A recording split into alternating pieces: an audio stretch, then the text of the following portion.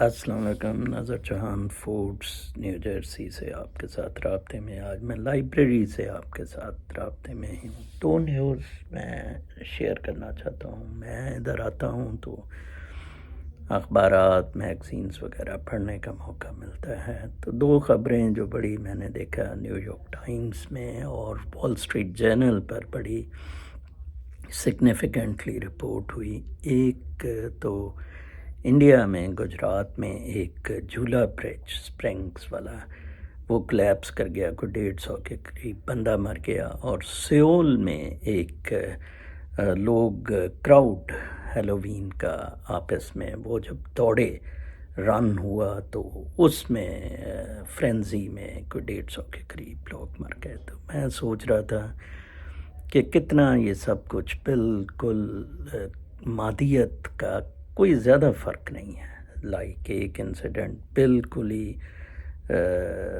کہنا چاہیے developing country میں ہوا ہے جہاں ریسورسز نہیں ہیں، اور دوسرا جون سا ہے وہ ایک بہت ڈیولپ میں انٹرنیٹ سپیڈ بڑی فاسٹ سمجھی جاتی ہیں. کوریا میں لوگ گیمز کھیلنے جاتے ہیں اور گیمنگ ماسٹرز ادھر ہیں، اور آپ دیکھیں کہ کس طرح اسی چیز کو انٹرنیٹ سپیڈ کو کرٹیسائز کیا گیا کہ لوگ پریشان ہوئے جب ٹویٹر پہ لائیو دکھایا جا رہا تھا لوگوں کا مرنا، چیخنا، پکارنا. یہ مادیت کے معاملات بہت گھمبیر ہوتے جا رہے ہیں، ان سے نکلنے کی بہت زیادہ ضرورت ہے. اور پاکستان کا جو یہ انقلاب ہے میں سمجھتا ہوں یہ بھی بنیادی طور پر اس مادیت والی بات پر ہے. لائک سپریم کورٹ میں دیکھ رہا تھا آج جس طرح وہ ان کو سپورٹ کرنے کی کوشش کر رہے ہیں، یا جی ایچ کیو کے جو چالے ہیں ادھر. یہاں امریکہ میں ہی اگلے منگل میں